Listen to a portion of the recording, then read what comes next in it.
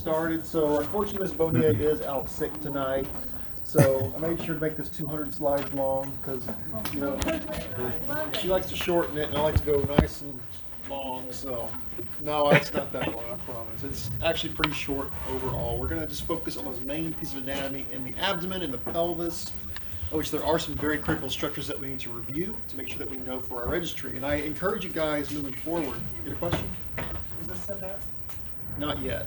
Yeah, this was just literally just put together because she was out.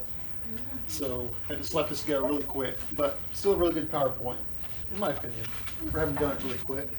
But anyway, make sure you're staying on top of your anatomy, ladies and gentlemen. Obviously, there is so much to memorize that we can't possibly cover it all, but you have to stay on top of the memorization game on this anatomy. And the anatomy in MRI and CT is very difficult. And that's coming from somebody that actually really enjoys anatomy. I love teaching it, I love learning about it, I love anatomy, and it is very, very difficult. So you have to keep it fresh in your mind. Stay on top of it. Just because we move on, don't forget about it because it's going to manifest very heavily on both CT and MRI. In fact, based on from what people have told me when it comes to anatomy, this is what fails the most people on the exam, is the anatomy sections, which is kind of reverse from X-ray and ultrasound in that it's usually the physics portions that fail those cohorts. But for CT and MRI, the anatomy is so heavily featured on the exam, that's what kills people. So not trying to scare you, but make sure you are staying on top of it, keeping it fresh, especially those areas you feel that you're exceptionally weak in. Make sure you're focusing on those as you study. So tonight we're going to hit abdomen and pelvis, and actually it's going to look like a lot, but compared to the other sections we've talked about, not near as much anatomy overall in these sections. A lot of this should sound very familiar. We're only focusing a lot on internal organs, which are in the abdominal and pelvic areas. So right here we have all those regions. Does this look familiar from X-ray school and ultrasound school? I hope so. You have 4 quadrants, 9 regions. Make sure you memorize that chart right there. In X-ray, we more so focus on the quadrants, but in CT and MRI, we do need to make sure we master these 9 regions. That being the epigastric, right and left hypochondriac, right and left lumbar, umbilical, probably the easiest to remember because umbilical cord, belly button. Your right and left iliac and your hypogastric region. Do make sure you know all 9 of those regions. You'll see them ask some questions on those interrelation of what organs are located in those specific regions. And don't forget your 4 quadrants as well. Just because I said it's mostly X-ray and ultrasound, you will see those come back once again on CT and MRI. Now, as far as the organs that we're going to be focusing on, we of course have a overall general view right here, that being our spleen, stomach, gallbladder, liver, the colon or large intestine, and the small intestine and the bladder. Much more general form of what we're looking at here, but as most of you know, there are a lot more smaller parts within these organs that we have to make sure we identify. Off the top of your head, who can name some parts of the stomach that come to mind that you remember? Fundus. Fundus. Where's the fundus at? Top. Most superior portion. That's correct. What's that wide, rounded portion on the lateral side called? Y'all remember? The round, that curvy part right there. It's very great. That's your clue. The greater curvature. That's the lesser curvature. Of course, you have your pyloric region right here. And what is the? Where does the stomach terminate and the small intestine begin? What? Well, that's the small intestine, but where does it terminate and where's the stomach terminate and where's the small intestine begin? Yeah, Mr. Funk's giving you a clue over there. It's a little muscle. Sphincter? The pyloric sphincter. The pyloric sphincter, correct. Duodenum, which a lot of you said, that's the first portion of the small intestine. What's the second portion called? Ooh, we've already forgotten that one. Ooh, the jejunum, thank you. What's the last portion of the small intestine called? The ileum. Which one is the smallest of those 3? Ilium. No, duodenum. Duodenum, which is the smallest and the widest. Which one's the largest portion of the small intestine? No, the ileum. The jejunum is in the middle. Remember that. Those little questions like that will come up on your registry. They do ask a few random anatomy questions in a text-like format, not necessarily just labeling. Keep that in mind. So they might say, what is the shortest and widest portion of the small intestine? Duodenum. What is the longest or the largest portion? The ileum. What's the second portion? Jejunum. So as we keep on going, guys, where does the small intestine terminate and where does the large intestine begin? It's another, not actually a sphincter, but it's another little Ileocecal valve. ileocecal valve. Very good. Well, let's keep on going, guys. First portion of the large intestine is called what? Ascending. Oh, the No. cecum. The cecum, thank you. We go up to the, Ascending. get the cobwebs out, come on. We go up to the what? Ascending. Ascending, what's that first corner called? The who, hub, or what? No. Hepatic flexure. Hepatic flexure, or also called the, what side's it on? Right. Right, colic flexure. And they say they went to X-ray and ultrasound school. I'm disappointed. It's a little rusty, I know. We move this way, it's the what? Transverse. What's up here? Splenic flexure. Splenic or left colic. We go down to the, Descending. it's kind of S-shaped, and it's called the, Sigmoid. and then before you go to the toilet, the Rectum. rectum. There you go. Very good, very good. And what we can't see in this picture, but it's covered up, and it's yellow color. There's another organ that we don't talk much about in X-ray, but we are going to see on our axial images. What is that called, guys? The pancreas, correct? Pancreas. Very good. Of course, the bladder as well, guys, for urinary system. All right, there's the stuff you just named, guys. Make sure you do know those individual parts of the intestine, especially. That can be rather difficult. Very easy to see if we're looking at a coronal view like this, or even a sagittal. When we look at the cross-sectional axial views, it can be a little more difficult to determine what portion of the small and large intestine we're looking at, because we have to really look at that surrounding anatomy to figure out at what level we're at. So are we like at the level of the lower pelvis, level of the crest? Are we above all that, more so on the level of the stomach? That's how we're going to be able to determine what portion of the intestines we're looking at. I love to ask stuff on the intestines. Keep that in mind. But all this anatomy, guys, most of it should be reviewed, at least I hope. I'm a little concerned after that last image, but make sure you review that anatomy. Make sure you master it in all the parts within, even like the kidneys, guys. Do y'all remember some of those structures within the kidneys we talked about way back when? What are some things from the kidneys that you remember off the top of your head? There's a couple of really important ones there. We got to make sure that we can remember renal, pelvis. What are the little triangular shaped things called? Pyramids. Pyramids. What are those little finger-like projections called within the kidney? There's two types. There's a minor and a major. Calyx. Calyces. So the calyces, the pyramids. So you put your head down. The renal pelvis. Yes, those do show back up on the cross-sectional images, unfortunately, without contrast, by the way. They show up pretty well. So we got to be able to make sure we know we've got biliary tree, guys. Who remembers off the top of their head the parts of the biliary tree? Oh dear. Let us review. We can kind of name it right here a little bit, guys. We, of course, have the main portion of the gallbladder itself, the fundus, the body. It narrows down to the cystic duct. You go up towards the liver. It's called the common hepatic, with the right and left hepatic ducts. Remember the tree? If you're going down, it's the common bile duct. You have a little pancreatic duct that goes to the side, and it all dumps into the what? Duodenum. Via the what? Remember that one? That's a good bonus question on that one. How does it enter the duodenum?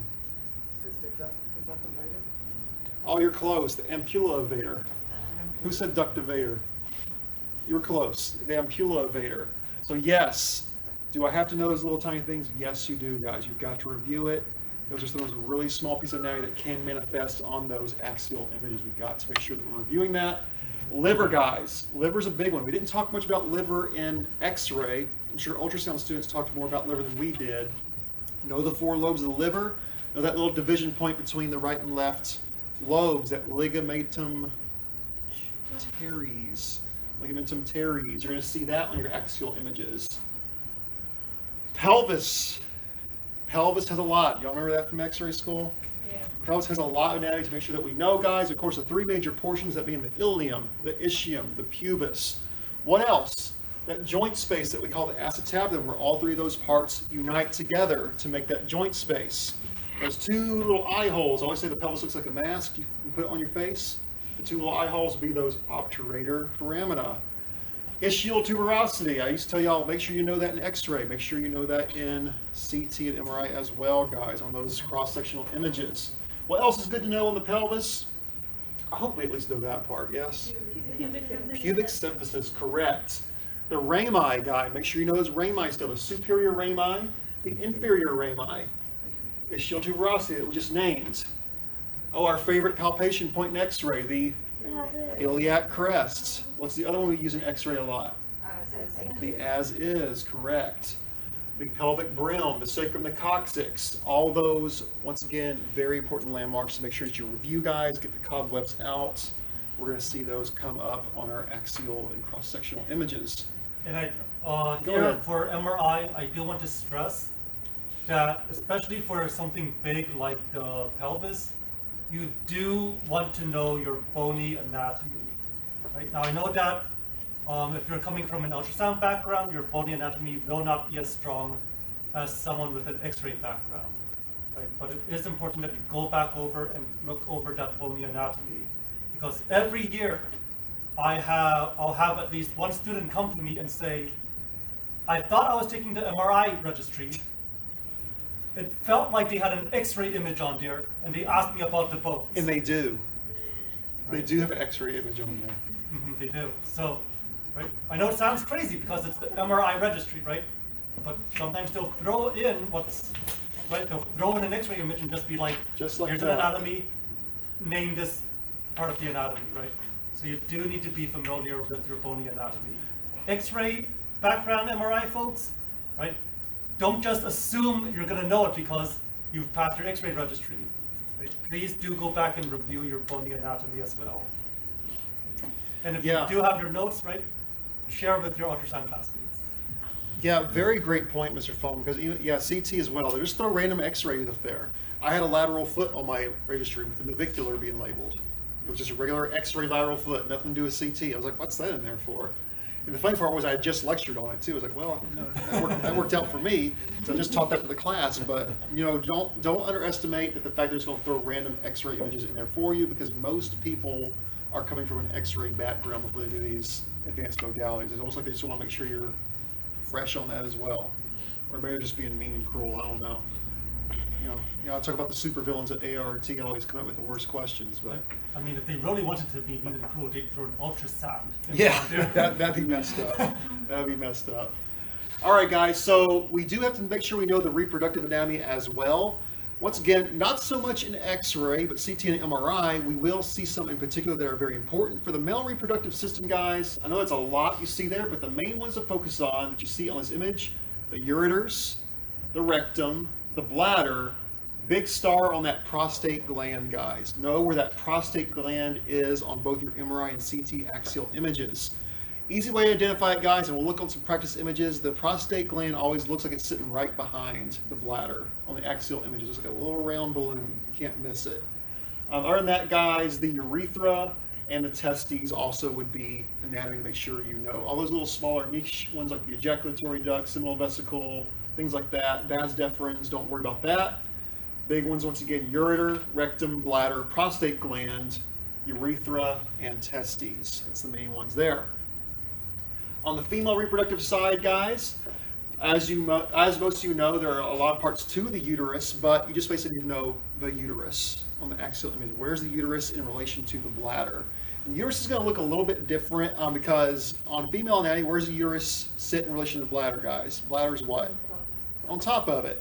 And, I always talk about, that's why when a female is pregnant, they always have to go to the bathroom. I remember my wife going to the bathroom every 2 seconds because when that baby gets big, it's pressing down on that bladder. You constantly have to go to the bathroom. My oldest daughter was a kicker, so my wife was always getting kicked in the bladder. She had to run to the bathroom. So that's what it's going to look like on the axial images as well. You're going to see that bladder right on top of that uterus. It's going to make the uterus look like it's a little cattywampus, as I say, like it's a little off to the side here, off to the side here, because that bladder sits right on top of it. And we'll be able to identify that on our axial images. As far as the parts like the isthmus and the body and the fundus of the uterus, don't need to know those individual parts, just know that entire structure is the uterus, know where the cervix is, and know where the vaginal canal is as well. Of course, bladder and your ureters and your urethra as well. Fallopian tubes we also can see on our axial images. So those are our main ones for female anatomy. This ugly thing right here, guys, I hate this thing right here. This thing gave me such a headache on my registry because I did not study it enough.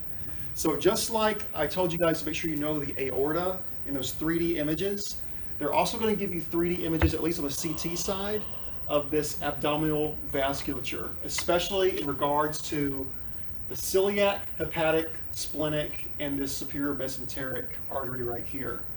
These renals, that should look familiar because where do the renals go?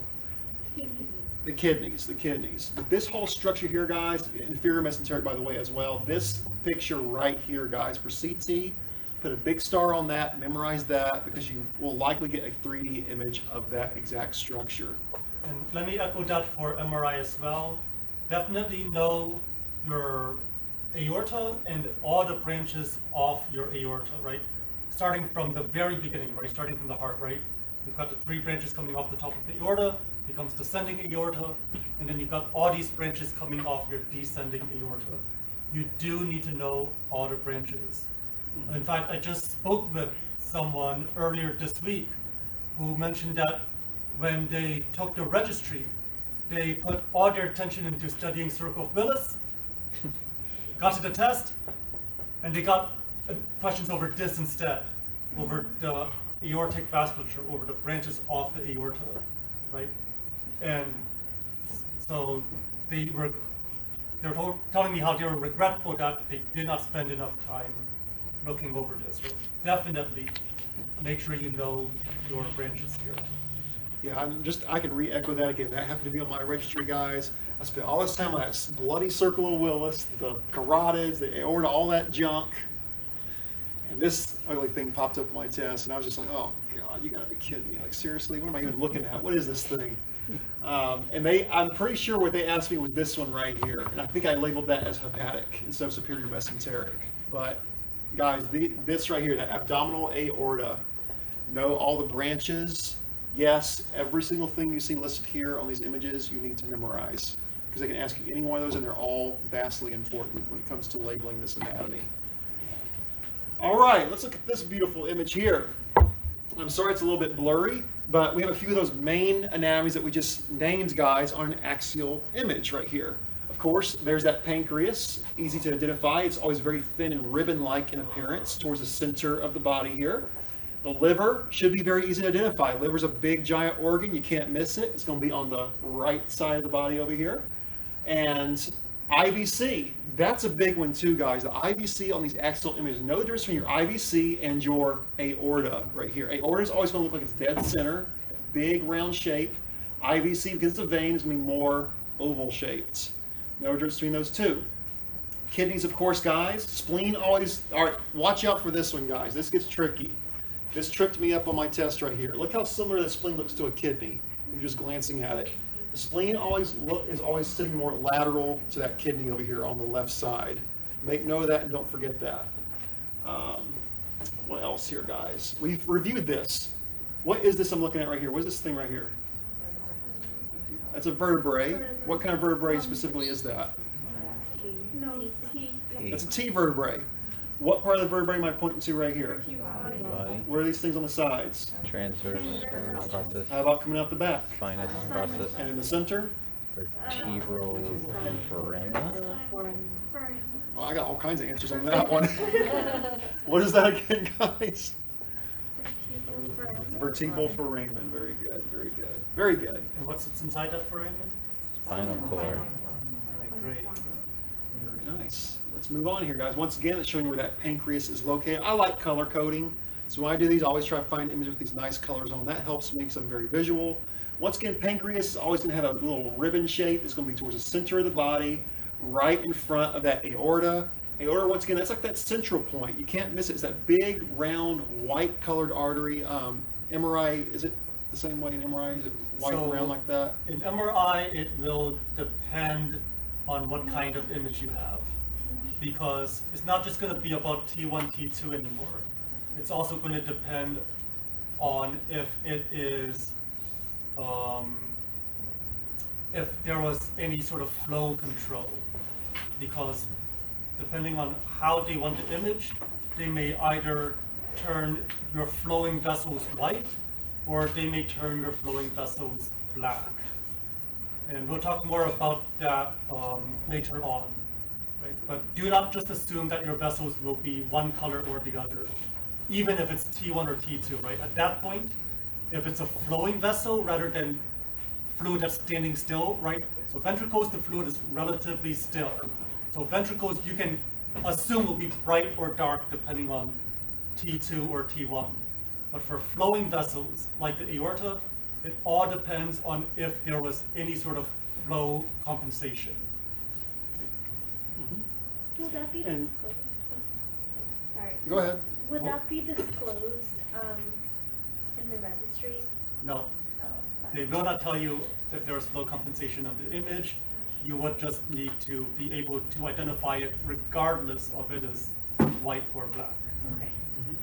Once again, we're gonna want you to be careful, guys. Make sure you can tell the difference between that aorta and that vena cava.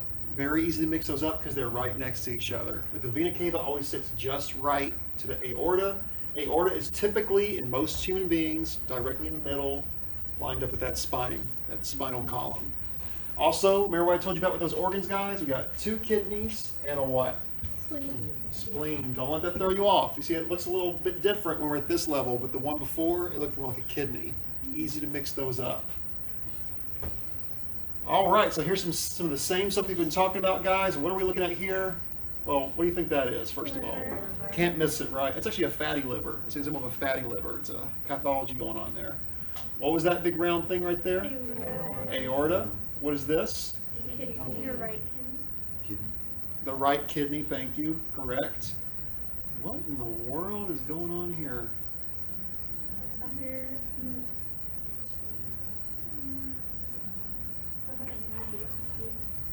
You might know what that is?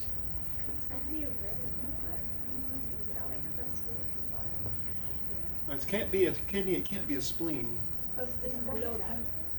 Spleen is below that, yes. We can't see the the left kidney. Anybody know what that is? It's the stomach. On everything, it's the stomach, correct. That's what the stomach's gonna look like. Think about the size of the organs. If you're totally lost, guys, like if they had an arrow pointing right here and you're totally lost, look at what you can identify. No, that's a kidney, that's probably a spleen, that's a liver, aorta. What other organ could be sitting right there? Well, process of elimination, it's kind of big. It's on the left side, has to be a stomach. Make sense? Process of elimination. So as someone who's not familiar with CT, let me ask, can you also kind of assume it's the stomach because there's these like 2 tones of gray? So it's almost like the lighter tone is where there's more fluid and the darker tone would be where there's less, so the fluid settles on the bottom. Well, we're looking at fluid and air there. That's what you're alluding to. See the air up here? The fluid. Good point. Good point. All right, once again, just showing you a couple more things, guys. Keep in mind that you do have a pancreatic body and a pancreatic tail. Once again, that ribbon S shape of that pancreas. The body's more central, the tail is more lateral, if they were to get really specific like that on you. That's what that's showing you right there. Of course, there's a kidney again. We can only see one of the kidneys on the left side. What's next to it here? I keep bringing that up because that messed me up on my registry. They did ask me to label a spleen. I'm pretty sure I missed that because I think I put that as a kidney. Aorta, it's a little bit more so to the left side here. And that vena cava over here, of course, our liver. Let's move on here. There's a nice coronal image of those kidneys. Remember how I said you need to know those interior portions of the kidneys? What do you think these white things are here? Major calyx. Major calyces. What are the little smaller ones called? Minor calyces. Minor, so major and minor calyces. Can't really see the pelvis, but it's typically right about here, the renal pelvis. The rest of this we should know, guys. Of course, we have a nice pelvis right here. What part of the pelvis is this? The crest. What is this thing here? Sacrum. Sacrum. What is this here? L5. L5. What's off the side? Transverse process. Transverse processes, correct. What is that little opening that the femur fits into? Acetabulum. Oh, now we're really going back to the past. What is this right here? Rare trochanter, very good. What's that round portion of the femur called? Head. The head. This edge of the pelvis is called? Brim. Pelvic brim. What organ sits right here? Bladder. The bladder. Very good, very good. So basically the same thing we're looking at over here, guys. This is a different phase of the contrast that we're looking at here, which is why they're basically the same area. They just look a little different based on how the contrast is flowing through the body. But you'll see those kidneys light up in different ways based on what we call different bolus phases. I guess it kind of works similar for you guys as well, Wilson, but in CT we're going to go over that more specifically next semester. We're going to look at those different phases of the bolus and how it lights up those organs at different time periods. So we'll come back and revisit that next semester. But you will get questions on those phases on your registry. It works pretty similar for y'all? MRI not so much. Yeah, Yes and we'll no. talk about it more. So, one more I want to point out here, guys. Here's a big one. This goes back to my X-ray people once again. What are these pretty little things coming down right here? Ah, yeah. Y'all made me proud there. Very good. That's first semester. Good, good, good. Now, once again, color coding, guys. I sent this to my CT people. If any of you MRI students would like these, I can send them to you as well. This is from a study guide that I've been sending out to CT called The Toughest Stuff, and that they give you these nice color-coded diagrams of that axial anatomy. If you're a color person like me and you like the visual aspect, this is a great way to study a lot of these organs right here, of which there are a lot, as you can see. But for me, I would study this and I could almost see the colors on the X-ray, or the CT images rather. I was able to translate them between the two. So if you would like copies of these, MRI people, I can send these to you. I'll send this whole PowerPoint anyway, but I got a whole bunch of these on hand. If it helps you with any of your anatomy that you're studying, just let me or let Mr. Fung know. I'll make sure he has a copy of that. But basically, guys, everything on these abdominal images are very important to know, especially the vasculature, that aorta versus the vena cava, liver, parts of the spine, spleen, kidneys, stomach, intestine as well. You'll notice as we go through these guys, and I got to speed up, it's taking too long here, but transverse colon, you need to know how that looks on your axial image versus the descending and ascending colon versus the sigmoid and rectum. They're going to show up at different points of those slices as you go down inferior through the body. By the way, that's the level we're at right there, guys, if you're wondering. There's another one right there, guys. I'm not going to spend too much time on this because I do have to speed up. If you would like copies of this, guys, let us know. I'll be glad to share. But really great way to study that anatomy if you're having trouble. All right, this is an example of a female pelvis, guys. A really great example here because it's labeled. I was going to say, can you see the uterus? But clearly it's labeled right here, guys. I always feel like the uterus kind of looks like almost like a head with two ears coming off of it on a CT and MRI image. Here's the head. Here's like the little ears, the little horns coming off. That's how I always identify it. But you'll notice, depending on the level, because that bladder sits on top of the uterus, a lot of times it looks like the uterus is pushed off to the side. Versus if this was a male pelvis, which we're going to look at in a second, we'll see that nice round bladder with the prostate right behind it. Easiest way to tell the difference between the two, because they'll ask you questions, at least on the CT side, I know for sure, is this a male or female pelvis? And they won't have anything labeled for you. It'll just be a blank image looking very similar to this. So if those labels were gone, would you be able to tell off the top of your head, is that a female pelvis? Well, the main thing you're going to look for is there a uterus? Do I see the little horns, the round shape? Yes or no? Do I see the clear bladder with the tiny prostate balloon behind it? Yes or no? That's what we're going to look for that male versus female pelvis. They can do the same thing for MRI as well. Mm-hmm. See right here, guys, once again, this is not a very good image. It's actually a very ugly image. But if you look closely, you can kind of see the uterus almost exactly like that diagram we looked at. Remember that interior portion? It kind of looks like a little triangle inside the uterus. We got the isthmus, the fundus, the body, cervix, isthmus, body, fundus. Do y'all see that? Am I the only one? Look really close. There's your uterus. There's that interior portion. Here are your ovaries down here. Rectum, of course, in the most posterior portion. This would be the ileum portion of the intestine. How would you know that? Well, ileum portion of the small intestine, sigmoid of the colon. How would you know that? Well, look at what level we're at. We're at the level of the uterus. I'm in the most inferior portions of the small intestine and large intestine. I know it can't be like transverse or ascending or descending. It has to be sigmoid because I'm very low. It has to be ileum because I'm very low, once again. So if you're just totally lost, like what in the world are they pointing to here? Well, what level am I at? Well, it can only be like either sigmoid, ileum, rectum. It's got to be one of those. Rectum's always going to be posterior. Sigmoid's always going to be anterior. That's something that's an indicator as well. And if it's small intestine, the ileum's going to be the lowest portion. It's all within that same level of those reproductive organs. Here's just another one of those pretty color diagrams. May help you, may not, but I'm going to keep moving forward here, guys, because I'm running out of time. Another one right there. And let's just give you another look at that region in the pelvis, guys. That's showing you specifically the cervix. with the bladder on top. This is another I don't like this image, it's a very ugly image. But usually it's going to be a lot more clear, and I have some better ones coming up, guys. The main reason I put this in here is because you're going to see a lot of these muscles. Now, correct me if I'm wrong, Mr. Fung. I don't know how it is for MRI, but they don't focus a ton on muscles for CT. There are a few in particular that we're going to review as we go through the next few lessons. But for the most part, I want you guys to focus on your arterial, venous systems, and your organs, and of course bones. Muscles, if there's one thing I'd say you could omit from your studies safely, it would be muscles on the CT side. Aside from some of the ones that are just major, like gluteus maximus, we know what that is. Pectoralis major, we know what that is. Biceps, triceps, all your general muscles, most of us know. All this very niche stuff, you can omit from your studies. Just my recommendation to you. Right. I agree for MRI as well. Because that's just a lot of extra info you don't need to focus on. All right, so there's another nice image here, guys. Of course, you see two beautiful big white kidneys there. There's our spine. There's that big bright round aorta.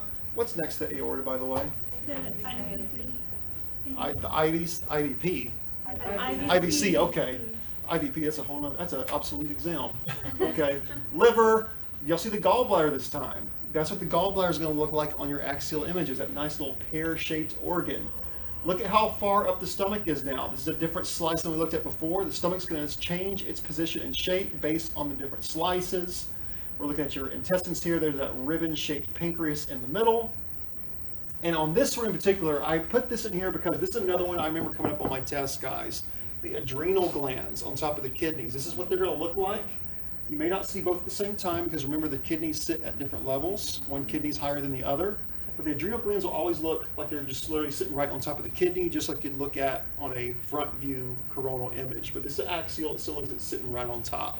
That little black shape right on top of your kidney. That makes sense? Y'all see that? The refrigerator agrees. The refrigerator is so loud it makes ice. All right, another image here, guys. Of course, this is, this is an MRI. This is MRI. yes. Okay, that's why it's throwing me off. You can do that one, Mr. Phone. I don't want to tell him wrong on that one. Go ahead. Actually, how many more slides do we have? Just a few more. We're almost All towards right. the end. In that case, let me leave this until Okay. the end. CT people, you can delete that from your memory. But same concept, same stuff we're looking at, just different colors. At the very least, you can use it to kind of test yourself on about where structures are, right? Because this looks weird to you, you're not quite sure what it is, but if you see an arrow pointing towards like the left side, and you can kind of guess like, all right, this should be about where like the spleen is, or this should be where the stomach is. Right? So use it to test yourself on general locations, even if it looks different from CT. Now that's a little bit easier to identify, right? That's looking closer to your diagrams we just looked at. That's a nice coronal slice, of which we can see the portions of the small bowel, portions of the colon as well. We can see that gallbladder, that liver, portal vein. That's one I wanted to make sure you guys write down, guys. This one I saw quite a bit on the registry as well. That portal vein is a big vascular structure to make sure that you know exactly where that's at. It's found within the liver. You will see that come up again, guys. Now, different portions of the small intestine. We, of course, have the stomach up here, very similar to what we'd see on an upper GI.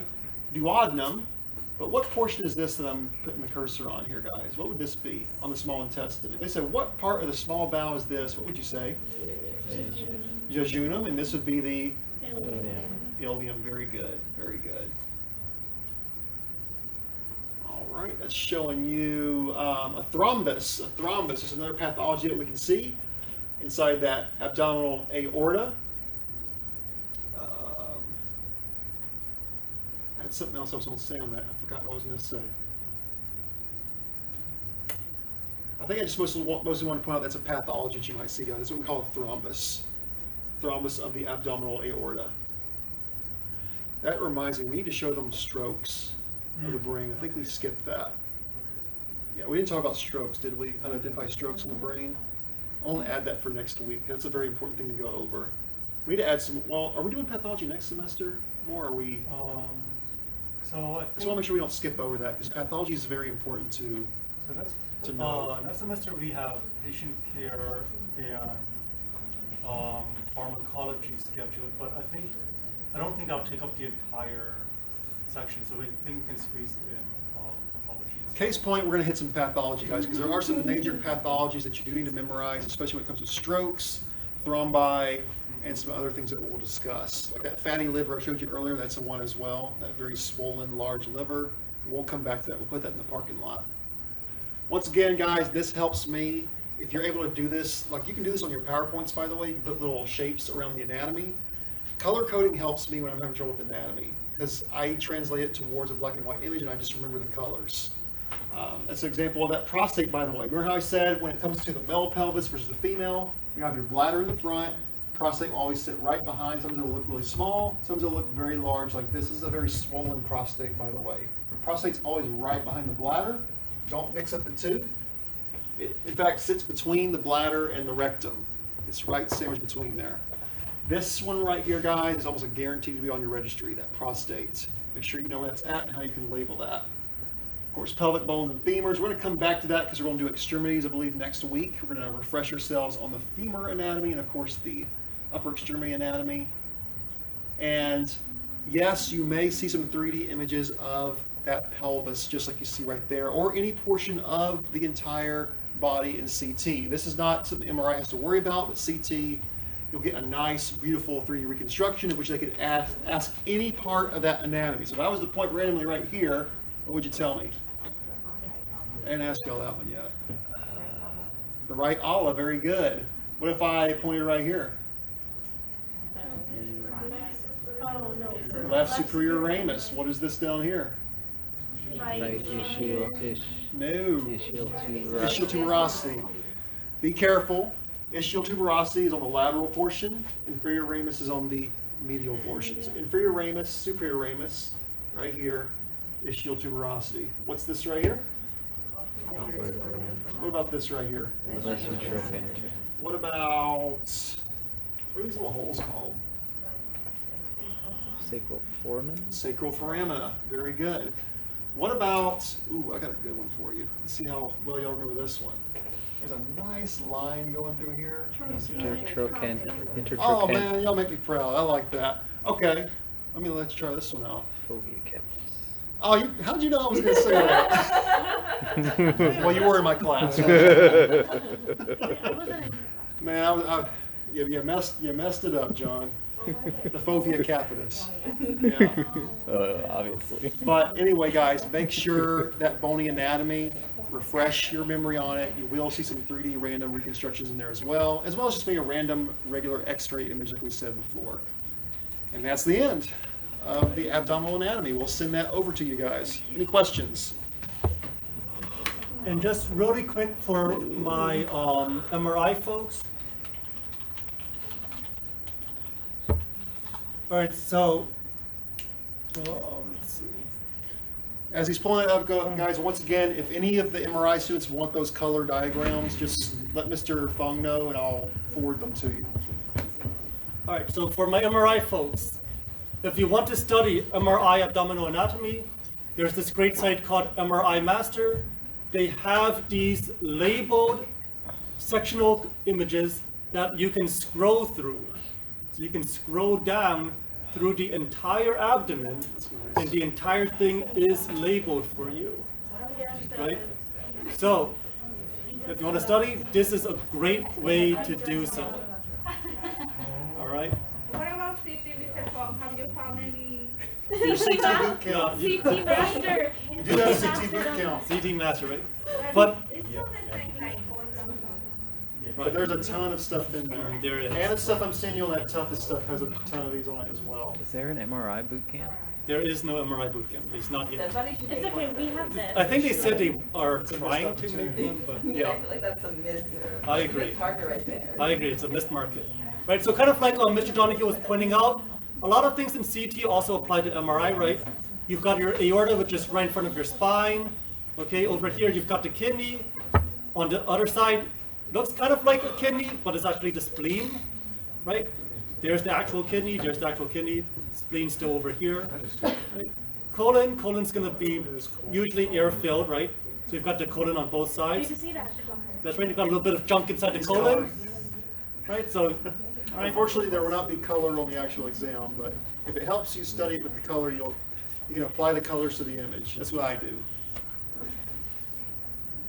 right, and then of course just just know your major vessels and know the things that come off your aorta, right? So here we're low enough that we're not really seeing aorta anymore. Here instead we have the common iliac arteries, right, the final branch of that aorta. And then here, right, know that you can see, right, the pelvis starting to begin. So here, as far as the spinal cord goes, you're going to start seeing that cauda equina, right, the branches of those nerves coming off the spinal cord. Yes. Can you filter this website to specific like vasculatures? They do have that as well. So you've got all your anatomy over here, right? You have abdominal coronal, right? So you can scroll through your abdomen this way as well. You've got abdominal arteries. So this is also a great one. This is 3D, so you can actually spin this around just like you would just like you would do your reformatting, right? So you've got like 4 different It's angles. like it's dancing. It's like 2 little legs on the bottom when it's dancing. Oh yeah, it does. Like if you do it up and down, it looks like it's dancing. That's right. So those are your iliacs, right? Those are the legs, right? So MRI, right?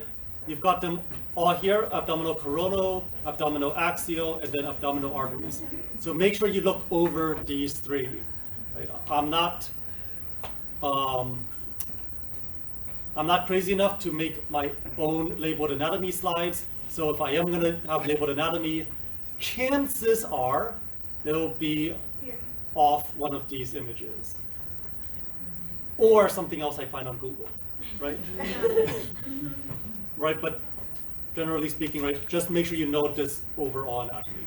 Hey, and even CT guys, like this is not CT, but this is still some good images if you want to practice your anatomy, because especially the vasculature, I know I keep sounding like a broken record, but anything to do with vasculature is fair game on the registry. They love vasculature structures on these exams. So anything you can do to help you memorize it better, take advantage of it, for sure. That's a great website. I haven't seen that before. Yeah. Yeah, one of the techs told me about it last Yeah, it's really good for anatomy, and they also have some protocols on here as well. on here. Yeah, that she showed me before. Yeah.